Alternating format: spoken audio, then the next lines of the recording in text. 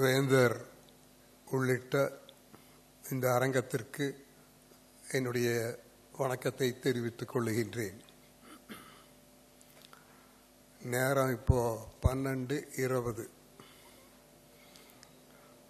நீங்களாம் அவங்க ஊர்லேருந்து கிளம்பி வந்து இங்கே எப்போ இருந்து உட்கார்ந்துருக்கீங்கன்னு சொன்னாங்க. ரொம்ப பொறுமை இழந்து உட்கார்ந்துட்டு இருக்கிறது உங்கள் முகத்திலேயே தெரியுது. லேசாக கொஞ்சம் பசியும் வருது. அபாரமான விருந்து காத்திருக்கு. இதில் போய் கடைசி பேச்சாளனாக வந்து இருந்து பேசுறது எத்தனை சிரமம்னு இவங்க எல்லாத்துக்கும் தெரியும். ஆனால் போகிற பக்கமெல்லாம் எனக்கு இப்படித்தான் வருது. அதை ஏற்றுக்கத்தான் வேணும். பெரியவங்கெல்லாம் பேசுனாங்க, எல்லாம் அழகாக பேசுனாங்க. கடைசியில் நம்ம வேந்தர் பேசினார். நான் வேந்தருடைய ஒரு அட்மைரர். அவர் பேசுனா நான் கேட்பேன். கருத்தோடு பேசுவார்.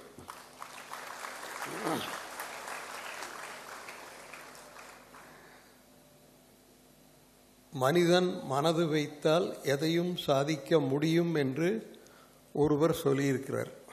அந்த ஒருவர் யார் என்றால் சுவாமி விவேகானந்தர். You can be what you want to be. நீ எதுவாக விரும்புகின்றாயோ நீ அதுவாக ஆவாய். நான் நினைக்கிறது உண்டு அது சாத்தியமான. ஆனால் நம்முடைய வேந்தருடைய வரலாறை படித்த பிறகு தெரிந்து கொண்டேன், ஒரு தனி மனிதன் மனது வைத்தால் எதையும் சாதிக்க முடியும் என்பதற்கு அவர்களே சாட்சி.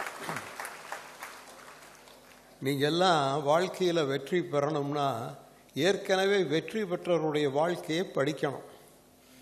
அதை விட வேற ஒன்றும் வேண்டாம். அந்த வரிசையில் முதலில் படிக்க வேண்டியது இவருடைய வாழ்க்கையை. நான் இந்த அறக்கட்டளையை கேட்டுக்கொள்ளுவேன்.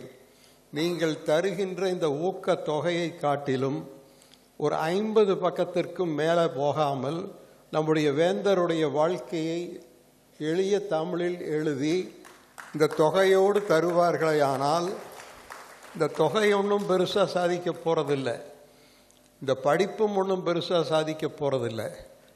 இந்த ஒரு இவருடைய வாழ்க்கையை தெரிந்து கொண்டால் நீங்களும் ஒரு நாள் இந்த மேடையில் நடுநாயகமாக வந்து அமர முடியும் என்று என்னால் உறுதியாக சொல்ல முடியும்.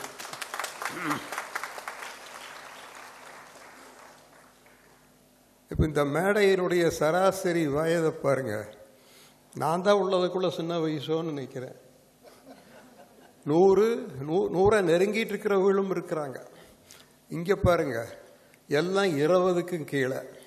இங்கே எல்லாம் 80. எட்டரை தூரத்தில் இல்லை இடைவெளி. ஆனால் உங்களை மையப்படுத்தித்தானே பேசணும். அதுக்குத்தானே இந்த நிகழ்ச்சியே இல்லையா? நாங்கள் ஒருத்தருக்கு ஒருத்தர் பேசிக்கிறதுக்கு என்ன இருக்கு? அது நம்முடைய வேந்தருடைய கருத்துக்கள் எல்லாம் முழுவதும் எனக்கு தெரியும். காரணம், அவருடைய நூல்களை நான் படித்திருக்கின்றேன், அவருடைய பேட்டிகளை யூடியூபில் கேட்டிருக்கின்றேன். ஸோ எனக்கு அதை பூரா தெரியும். ஆனால் இப்போ உங்களுக்காகத்தான் நான் பேசணும். அது என்னை பற்றி பேசுகிறவங்கெல்லாம் சொன்னாங்க, அப்படி பேசுவார் இப்படி பேசுவார் இருக்கலாம். ஆனால் எனக்கு தந்திருப்பது 20 மணித்துளிகள். அதெல்லாம் ரொம்ப விரிவாக சொல்ல முடியாது. இரண்டொரு கருத்தை சொல்லுகின்றேன், கேளுங்கள். எங்கள் இந்தியா எப்படி இருந்தது, இப்போ உங்கள் இந்தியா எப்படி இருக்க போகிறது, இதை தெரிஞ்சுட்டா போதும். எங்கள் இந்தியா உங்கள் காலம் போல இல்லை. படிப்பதே ரொம்ப அரிதான காரியம். அதிலையும் பெண்கள் படிப்பது என்பது கேட்டறியாத ஒன்று. இன்று நிலைமை அப்படி அல்ல. பள்ளிக்கூடங்கள், கல்லூரிகள், பல்கலைக்கழகங்கள் ஏகமாக வந்துடுது. இப்போ அதெல்லாம் பிரச்சனையே அல்ல. ஆனால் வெறும் பாடம், படிப்பு, பரீட்சை, பாஸு, ஃபெயிலு, பள்ளிக்கூடம், பிளேஸ்மெண்ட்னு இருந்தால் இந்த கல்வி உதவுமா? நல்ல கவனிங்க. அதுக்குத்தான் சொன்னேன், வாழ்க்கையில் வெற்றி பெற்றவருடைய வாழ்க்கையை தெரிந்து கொள்ளுங்கள். இப்போ எனக்கு தந்திருக்கின்ற 20 மணித்துளிகள் முழுவதுமே இவரை பற்றி பேசத்தான் நான் விரும்புகிறேன். காரணம், அவ்வளவு இருக்கு சொல்கிறதுக்கு, தெரிஞ்சுக்கவும் வேணும். இப்படிப்பட்ட ஒரு பின்புலத்தில் ஒருவர் மனிதன் வாழ்க்கையை தொடங்கி இந்த அளவுக்கு உயர முடியுமா என்று சொன்னால் நம்ப மாட்டீர்கள். அந்த புத்தகத்தை படித்தீர்கள் என்றால் இது கற்பனை என்று தான் நினைக்க தோன்றும். ஒரு சாதாரண குக்கிராமத்தில் பிறந்து, அப்படி ஒன்றும் பெரிய வசதி கிடையாது, மைல் கணக்காக நடந்து சென்று பள்ளிக்கு சென்று, பிறகு லயோலா கல்லூரியில் போய் படித்து அதன் மூலமாகத்தான் ஆங்கிலம் அறிந்து கொண்டு, அதற்கு பிறகு அரசியலில் போய் அதில் பல உயர்நிலைகளுக்கெல்லாம் போய் வந்து கல்விக்கு வந்து இந்த 40 ஆண்டுகளில் இவர் சாதித்திருப்பது இன்று உங்களுக்கு தெரியுமோ என்னவோ. த ப்ரைட் ஆஃப் இந்தியான்னு ஒன்று சொல்லணும்னா அது VIT. இப்போ இந்த கூட்டத்தில் கிராமத்திலிருந்து விவசாய பின்னணியில் அரசு பள்ளியில் தமிழ் வழி கற்ற மாணவ மாணவிகள் மட்டும் கொஞ்சம் கையை உயர்த்துங்கள்.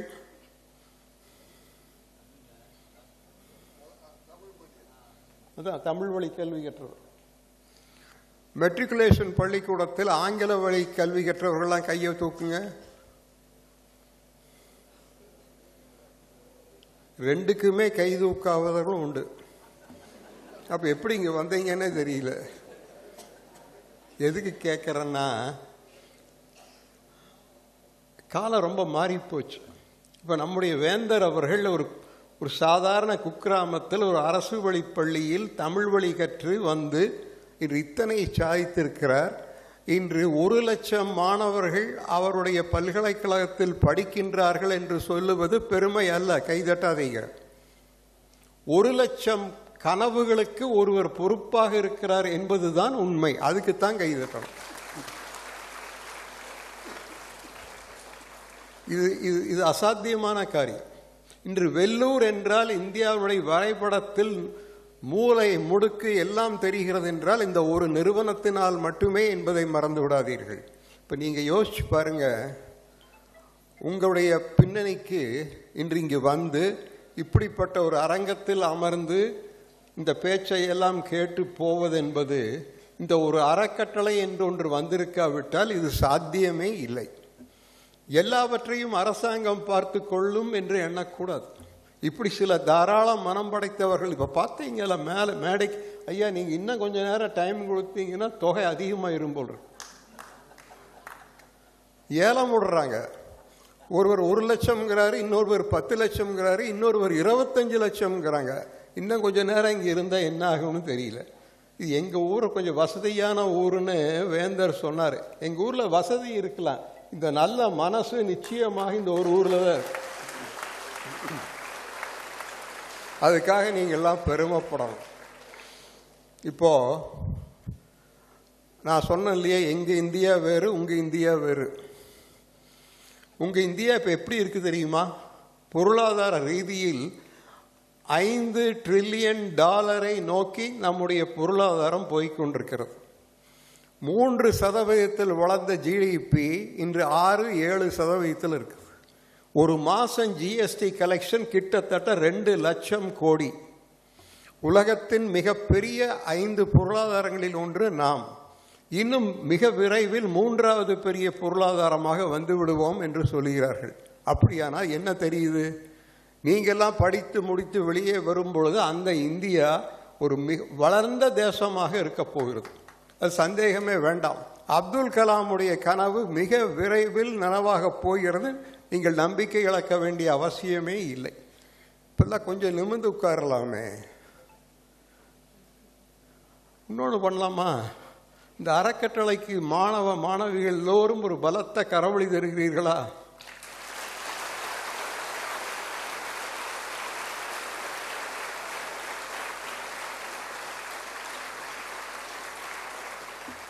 இப்போ நான் போய் எங்கள் ஊரில் வேந்தர் அவர்களே சொல்ல போகிறேன், வெள்ளூரில் இவ்வளவு சாத்தியம்னா கோயம்புத்தூரில் இன்னும் என்னத்தை செதிக்க முடியாது, ஒரு நாளில் செய்யலாமே. அதனால் வேந்தரை கோயம்புத்தூர் கூட்டிகிட்டு போய் இதை அங்கே சொல்ல வைக்க போகிறேன். நான் சொன்னால் நம்ப மாட்டாங்க. இப்போது எங்கள் காலத்தில் ஒன்று தெரியுமா உங்களுக்கு? இத்தனை பள்ளிக்கூடங்கள் கிடையாது, கல்லூரிகள் கிடையாது, பல்கலைக்கழகங்கள் கிடையாது, வேலை வாய்ப்பு என்பது அறவே கிடையாது. இப்போ இங்கே 1,00,000 பேர் படிக்கிறார்களே, 1,00,000 பேர்த்துக்கும் வேலை வாங்கி தர்றாரு. இப்போ இங்கே படித்து சென்ற மாணவ மாணவிகள் உலகத்தில் 84 நாடுகளில் பணி செய்கிறார்கள். இது நினைச்சு பார்த்துருக்க முடியுமா? இந்த நேரத்தில் இந்த பல்கலைக்கழகத்துக்கு அனுமதி தந்து இவரை ஊக்குவித்த அந்த மாபெரும் மனிதன் புரட்சி தலைவர் எம்ஜிஆர் அவர்களுக்காக நீங்க எல்லாம் கைதட்டணும். அவர் சரித்திரத்தில் இடம்பெற்றதுக்கு 2 காரணம். ஒன்று, இந்த மதிய உணவு திட்டம். 2வது, இந்த சுயநிதி கல்லூரிகளை தாராளமாக வழங்கி இன்று அதன் மூலமாக தமிழகத்தின் நிலையையே மாற்றிவிட்டு அவர் சொன்னாங்க இல்லையா, எந்த ஒரு மாநிலம் கல்வியில் சிறந்து விளங்குதோ அந்த மாநிலம் பொருளாதாரத்திலும் சிறந்து விளங்கும், இன்னும் அதிகமாக செலவு செய்யணும்னு சொன்னார். அதுதான் உண்மையும் கூட. ஆனால் அரசாங்கமே எல்லாம் செய்துவிடும் என்று எண்ணக்கூடாது. ஒரு ஜனநாயகத்தில் அரசாங்கமே எல்லாவற்றையும் பார்த்து கொள்ள முடியாது. நமக்கும் ஒரு பங்கு இருக்கு. ஐயா சொன்னாங்க 1,00,000 10,00,000 கொடுக்கணுங்கிறது இல்லை, ஒரு மாணவனை தத்தெடுத்து கொள்ளுங்கள். ஒரு மாணவனை தத்தெடுத்து கொண்டால் அந்த மாணவனுடைய வாழ்க்கை தரம் மாறும், அந்த குடும்பமே உயரும், இறுதியில் சமுதாயம் மேலுக்கு வரும். அதுதான் உண்மை. ஆகவே அந்த பணியைத்தான் இந்த அறக்கட்டளை மிகச் சிறப்பாக செய்கிறது. இப்போ நான் என்ன சொல்ல போறேன்னா, உங்க காலத்தில் வேலை வாய்ப்பு நிறைய இருக்கு, வேலை கிடைக்கும், உங்களுக்கு அந்த கவலையே வேண்டாம். ஆனால் அதற்கு மேல் நாம் உயர வேண்டுமானால் என்ன செய்யறது? ஒரு 10 பாயிண்ட் சொல்லி முடிக்கிற. கேட்குறீங்களா? இப்படி கூட்டங்களுக்கு வரும் பொழுது குறிப்பெழுதி கொள்வதற்கு ஒரு சின்ன புஸ்தகம் கையில் வச்சுக்கணும். ஒரு நல்ல பழக்கத்தை உங்களுக்கு நான் சொல்கிறேன். பெரிய வாழ்க்கையில் மிக உயர்ந்தவர்களை நான் பார்த்துருக்கிறேன். பாம்பேயில் ஒரு ரோட்டரி கிளப் மீட்டிங்க்கு ஜேஆர்டி டாட்டா வந்தார். கூட்டம் முடிந்த பிறகு பார்க்கின்றேன், ஜேஆர்டி டாட்டா ஒரு சின்ன புத்தகத்தை வைத்துக்கூட அந்த பேசினவன் பேச்சை எல்லாம் குறிப்பெழுதுறார். ஜேஆர்டி டாட்டாவுடைய தகுதிக்கு அந்த பேச்சாளன் ரொம்ப சாதாரண மனிதன். அப்புறம் நான் போய் கேட்டேன், உங்கள் தகுதிக்கு நீங்கள் இந்த ஆள் பேசுகிறத குறிப்பெழுதணுமான்னு கேட்டேன். No, we have to learn from everybody. ஒவ்வொரு இடத்துலதும் கற்றுக்கொள்ளுவதற்கு ஏதாவது ஒன்று இருக்கும்னு சொல்லி எழுதிட்டு இருந்தார். இப்போ நான் சொல்கிற கேளுங்க, வாழ்க்கையில் உயர வேண்டுமானால் முதலில் இருக்க வேண்டியது ஒரு கனவு. இப்போ நான் உங்களை கேட்குறேன், கனவுல 3 ரகம் உண்டு. ஒரு பிரம்மாண்ட கனவுள்ளவர்களும் இருப்பார்கள், சுமாரான கனவுள்ளவர்களும் இருப்பார்கள், கனவே இல்லாதவர்களும் இருப்பார்கள். பிரம்மாண்ட கனவுள்ளவர்கள்லாம் கையை தூக்குங்க, தூக்கி வைங்க ஐயா. சுமாரான கனவுள்ளவர்கள்லாம் கையை தூக்குங்க. ஆல்ரெடி தூங்கிட்டு கனவே இல்லாதவர்கள் கையை தூக்குங்க. சார் வேந்தர் சார், வெள்ளூர்ல கனவே இல்லாதவர்கள் ஒருவரும் கூட இல்லை. சுமாரான கனவுள்ளவர்கள் இருக்கிறார்கள், பிரம்மாண்ட கனவுள்ளவர்கள் இருக்கிறார்கள், கனவே இல்லாதவர்கள் வெள்ளூரில் ஒருவரும் இல்லை. உண்டா இல்லையா? அப்துல் கலாம் என்ன சொன்னார் பாரு, இதை பேக்வர்ட் டிஸ்ட்ரிக்ட்னு சொல்றதா? No, not at all. You are no more a backward district chancellor, you are a very advanced district நான் சொல்லுவேன். இன்னொன்று சொல்றேன், உங்களுக்கெல்லாம் 2 சாய்ஸ் இருக்குது. நல்லா கவனிக்கிறீங்களா? அப்புறம் நான் கேள்வி கேட்பேன், அப்போத்தான் உங்களை தூங்காமல் வைக்க முடியும். வேறு வழியே இல்லை. இந்த கடைசி, நான் எப்பவும் பேசும்பொழுது உங்களை பார்த்து பேச மாட்டேன், அந்த கடைசியில் இருக்கிறவங்களைத்தான் பார்ப்பேன். ஏன்னா அவங்க விவரமாக முதலே போய் கடைசியில் உட்காந்துட்டாங்க. ஃபோட்டோலையும் விழுக மாட்டாங்க, யார் கண்லையும் தென்பட மாட்டோம். ஆனால் யார் முந்தி கொண்டு வந்து முன்னாடி உட்கார்ந்தீர்களோ நீங்கள் வாழ்க்கையில் முன்னேறுவது 100% சர்டன். இப்போ நான் ஒரு கேள்வி கேட்குறேன், சொல்லுங்க, எல்லாரும் சொல்லுங்க பார்ப்போம். நான் சொன்னதை கூடவே சொல்லுங்க. வந்தேன், சத்தமா சொல்லணும். இருந்தேன், போனேன். இப்போ சொல்லுங்க. அப்படி சொல்லக்கூடாது. வந்தேன், இருந்தேன், போய் தொலைந்தேன். இது ஒரு ரகம். அடுத்த ரகத்தை சொல்ற, கவனமா கேளுங்க. வந்தேன், சத்தமா சொல்லணும். இருந்தேன், வித்தியாசமாக சிந்தித்து துணிச்சலோடு செயல்பட்டு செயற்கரிய காரியங்களை செய்து சரித்திரம் படைத்து இனி என் பெயர் 1000 ஆண்டுகள் விளங்க வாழ்வேன். இந்த வந்தேன் இருந்தேன் போனவங்கெல்லாம் கையை தூக்குங்க சார். இந்த உங்களுக்கு உங்களை பற்றியே ஒன்றும் தெரியல. இப்போ நீங்கள் சொன்னீங்கன்னா, ஒரு தங்குற கடன் கொடுத்தீங்கன்னா நான் கோயம்புத்தூர் போக மாட்டேன், வெள்ளூர்லேயே இருந்துருவேன்.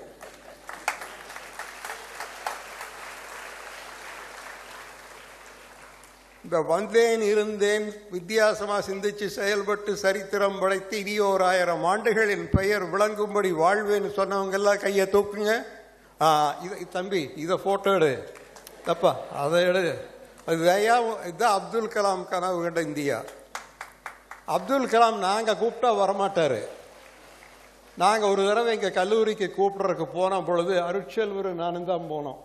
அப்போ என்ன கேட்டார்னா, நான் வர்றேன், நான் வரும் பொழுது எத்தனாயிரம் மாணவர்கள் மத்தியில் பேச முடியும்னு கேட்டார். அப்போ நாங்கள் சொன்னோம், எங்கள் உள்ளதுக்குள்ளேயே பெரிய ஆடிட்டோரியம் இது மாதிரி தான் 2000 பேர் கேட்பாங்கன்னு. அதையே நீங்கள் வெளியில் வச்ச எத்தனை பேர் கேட்பாங்க? 8000 பேர் அப்போ வெயிலில் வைங்க, நானும் வெயில்ன்ட்டு பேசுகிறேன், என்னுடைய மாணவர்கள் கேட்பார்கள் சொன்னார். அவர் என்ன சொன்னார் தெரியுமா? கனவு காணுங்கள். நீங்கள் அப்போ ஒரு நாள் நான் சொன்னேன், ஐயா நீங்கள் போகிற பக்கமெல்லாம் கனவு காணுங்கள்னு சொல்கிறீங்க, அவன் பள்ளிக்கூடம் வகுப்பில் தூங்கிடுறான், அப்போ தான் கனவு வரும்னு. அப்போ அவர் என்ன சொன்னார்? அதுக்கும் பதில் உங்களுக்கு தெரியும், சொல்லுங்க. உறக்கத்தில் வருகின்ற கனவல்ல நான் சொல்லுகின்ற கனவு, உங்களை உறங்க விடாமல் செய்கின்ற கனவை நான் சொல்லும் கனவுன்னு சொன்னார். அப்படிப்பட்ட கனவு உங்களுக்கு மொத்தத்தில் கனவு என்று இருக்கணும். இரண்டாவது, உங்கள் மீது உங்களுக்கு நம்பிக்கை இருக்கணும். You have to have faith in yourself. Swami விவேகானந்தர் என்ன சொன்னார்? எல்லா கடவுளையும் நம்பி கடைசியில் உன் மீது உனக்கு நம்பிக்கை இல்லை என்றால் எந்த கடவுளும் உனக்கு உதவ மாட்டான் என்று சொன்னார். ஆகவே உங்கள் மீது உங்களுக்கு நம்பிக்கை இருக்கும், கடின உழைப்புக்கு தயாராக இருக்கணும், பிறகு ஃபோக்கஸ்டாக இருக்கணும், கான்சென்ட்ரேஷன். இப்போ நான் பேசிகிட்டு இருக்கிறேன், நான் இங்கே இருந்தபடி பார்க்குறேன், என்னை மட்டுமே பார்த்து நான் சொல்லுவதை எல்லாம் உள்வாங்கிக் கொண்டு கவனமாக கேட்பவர்களையும் பார்க்கின்றேன், கொஞ்சம் என்னையும் பார்க்கறது, யாரோ வர்றாங்களே அங்கே கொஞ்சம் பார்க்கறது, இன்னும் சிலர் என்னை பார்க்கவே தொடங்கலை. என்னை முழுமையாக பார்த்து கொண்டு நான் சொல்வதை எல்லாம் கேட்டுக்கொண்டு உள்வாங்கி கொண்டு இருப்பவர்கள் எல்லாம் கொஞ்சம் கையை தூக்குங்க. பொய்யோ நெசமோ கையை தூக்குங்க ஐயா, ஃபோட்டோ எடுக்கணுமில்ல. இப்போ சான்சலருக்கு ஒரு சந்தோஷம் என்னென்னா, இத்தனை நாளாக நம்மளுக்கு நம்ம குழந்தைகளை பற்றி நமக்கே தெரியலையே, எப்போ இப்படி மாறினாங்கன்னு அவருக்கு ஆச்சரியமாக இருக்கு. நான் வேந்தருக்கு ஒன்று சொல்லுவேன், நீங்கள் கனவு காணுகின்ற வெள்ளூர், நீங்கள் கனவு காணுகின்ற இந்தியா உங்கள் காலத்திலேயே நீங்கள் பார்க்க போகின்றீர்கள் என்ற உத்தரவாதத்தை நான் தருகின்றேன். இப்போ பொதுவாக இப்படி வாழ்க்கையில் ஒருத்தர் ஜெயிச்சு வந்து பெரிய சரித்திரம் படைத்தா பொதுவாக என்ன சொல்லுவேன்? ஒன்றும் இல்லை சார், அவருக்கு நேரம் ஒத்துடுது. இப்போ நானே சொல்லுவேன், அவருக்கு நேரம் ஒத்துடுது. இல்லை, இந்த நாள் நேர நட்சத்திரத்தில் நம்பிக்கை இல்லாத ஒரு மனிதர் உங்கள் வேந்தர். அந்த வேந்தருடைய பின்னணி எனக்கு தெரியும். அவர் கோயிலுக்கு போக மாட்டார், ஆனால் விஐடியை ஒரு அறிவு திருக்கோயிலாக ஆக்கிவிட்டார். பத்தான வேணும், அந்த கோயிலை விட இந்த அறிவு திருக்கோயில் தானே இனி எதிர்காலம். ஏன்னா நாம் இருப்பது ஒரு அறிவு யுகம். ஆகவே நான் சொன்னேன் இல்லையா, முதல்ல ஒரு கனவு இருக்கணும், உங்கள் மீது நம்பிக்கை இருக்கணும், கடின உழைப்புக்கு தயாராக இருக்கணும், கான்சென்ட்ரேஷன் இருக்கணும், பாசிட்டிவாக இருக்கணும். எதை ஒன்றை சிந்திக்கும் பொழுது பாசிட்டிவாக திங்க் பண்ணணும், எதிர்மறை சிந்தனைகள் கூடாது. நிச்சயமாக என்னால் சாதிக்க முடியும் என்கின்ற ஒரு பாசிட்டிவ் இருக்கணும். இப்போ இவர் எவ்வளவு ரிஸ்க் எடுத்திருக்காரு வாழ்க்கையில். விளையாட்டு மாதிரி ஒரு 2 கட்டடத்தில் ஆரம்பித்த ஒரு காரியம் இன்று 4 கேம்பஸ், இப்போ 5வது கேம்பஸ் உருவாயிட்டு இருக்கு. இந்த ரேட்டில் போனால் இந்தியாவிலேயே மிகப்பெரிய பல்கலைக்கழகமாக ஒரு காலத்தில் விஐடி வருவது உறுதி என்பதை நீங்கள் நம்பலாம்.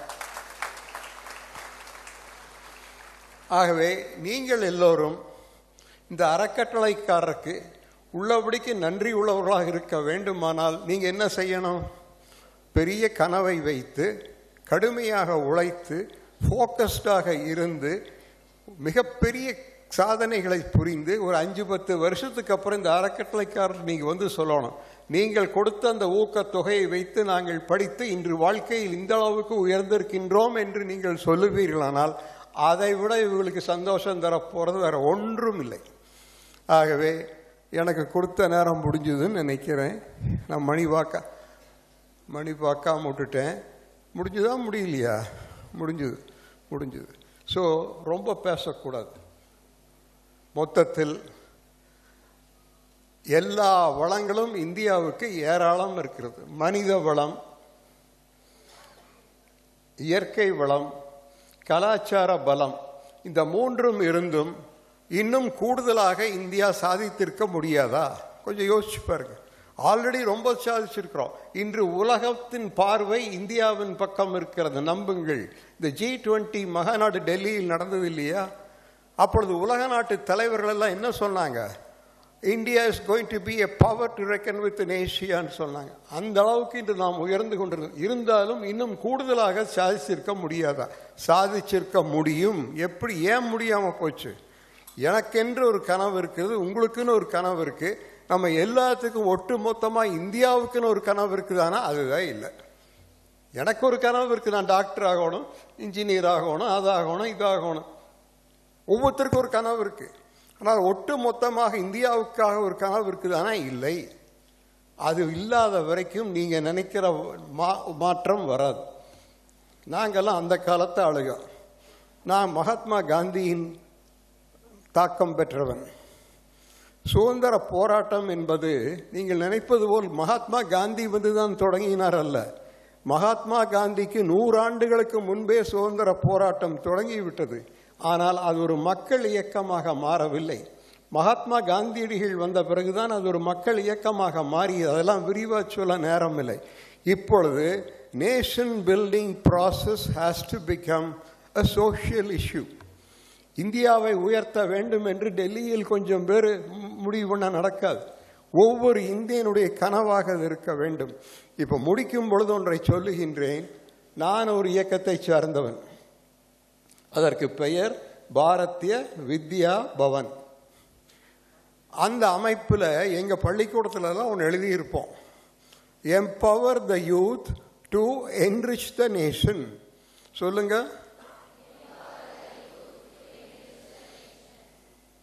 சார். உங்கள் வெள்ளூர் எப்படி இருக்குது பாருங்க. இவங்களுக்கா இங்கிலீஷ் தெரியாது? இன்னொருக்கா சொல்லுங்க. This is amazing. I have not seen this in Coimbatore. I am seeing it only in Vellore. Give a hand for that.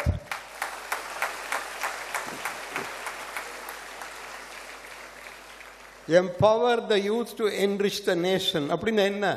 ஒவ்வொரு இளைஞனும் இவர்கள் வழங்குகின்ற தரவான கல்வியின் மூலமாக நீங்கள் உங்களை உயர்த்தி கொண்டு பிறகு உங்கள் உயர்வுக்காக இருந்த சமுதாயத்தை நீங்கள் உங்கள் உயர்வை கொண்டு நீங்கள் உயர்த்த வேண்டும். கொஞ்சம் பெரிய சென்டென்ஸாக போச்சோ? இன்னொருக்கா சொல்கிற கேளுங்க. தரமான கல்வியின் மூலம் நீங்கள் முதலில் உங்களை உயர்த்தி கொள்ள வேண்டும். பிறகு உங்களுக்கு வந்த உயர்வை கொண்டு உங்கள் உயர்வுக்கு காரணமாக இருந்த சமுதாயத்தை நீங்கள் உயர்த்த வேண்டும். அதுதான் empowering your self to enrich the nation. வெறும் நீங்கள் உங்களை எம்பவர் பண்ணிட்டு நீங்கள் அமெரிக்காவில் ஓடி போய் காணாமல் போயிட்டு இந்தியாவுக்காக போகிறது ஒன்றும் இல்லை. இந்த தேசத்திலேயே இருக்கணும். கஷ்டமோ நஷ்டமோ என்னை உயர்த்தி இந்த தேசத்தை நான் உயர்த்துவேன் என்கின்ற ஒரு முடிவை நீங்கள் எப்பொழுது எடுத்துக்கொள்கிறீர்களோ அப்பொழுது மட்டுமே தான் இந்தியா ஒரு வல்லரசாகும் என்பதை மறந்து விடாதீர்கள். அப்துல் கலாம் அவர்களை உலகமெல்லாம் கூப்பிட்டுது, எங்கள் நாட்டுக்கு வாங்க, எங்கள் நாட்டுக்கு வாங்க, எவ்வளவோ தர்றேன்னு சொல்லிச்சு. ஆனால் இன்னொரு டேர்ம் குடியரசுத் தலைவராக இருங்கள்னு சொன்னாங்க. அதுவும் வேண்டாம்னு சொல்லி போட்டு அண்ணா பல்கலைக்கழகத்துக்கு ஆசிரியராக வந்தார்.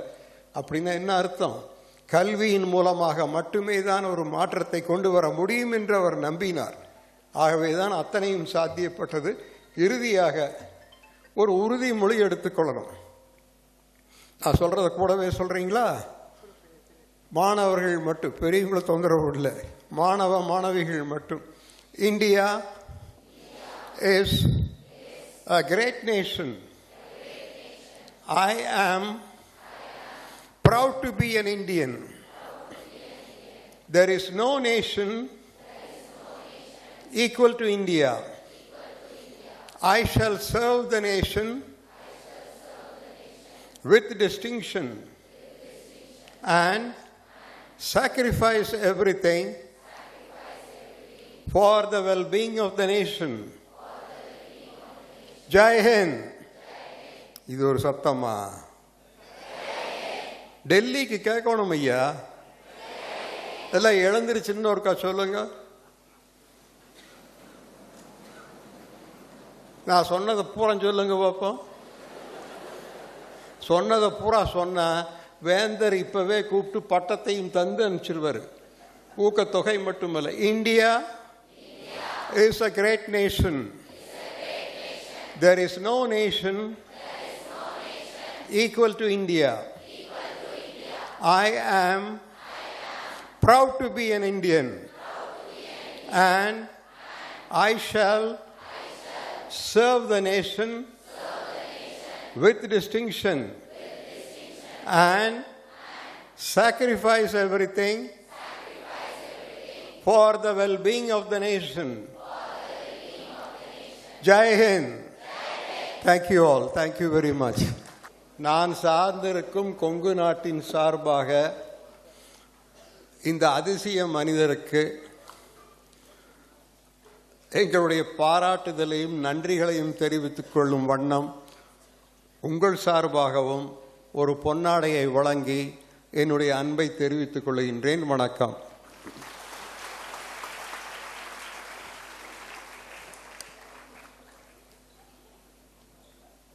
மிக அருமையானதொரு சிறப்புரை வழங்கி சிறப்பு செய்திருக்கின்ற சிறப்பு விருந்தினர் டாக்டர் PK கிருஷ்ணராஜ் வானவராயர் அவர்களுக்கு நெஞ்சம் நிறைந்த நன்றியினை தெரிவித்துக் கொள்கின்றோம்.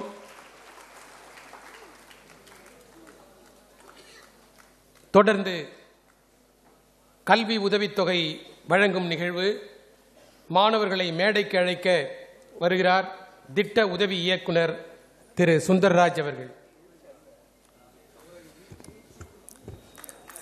இன்றைக்கு உதவித்தொகை வாங்க இருக்கும் மொத்த மாணவர்கள் 1142.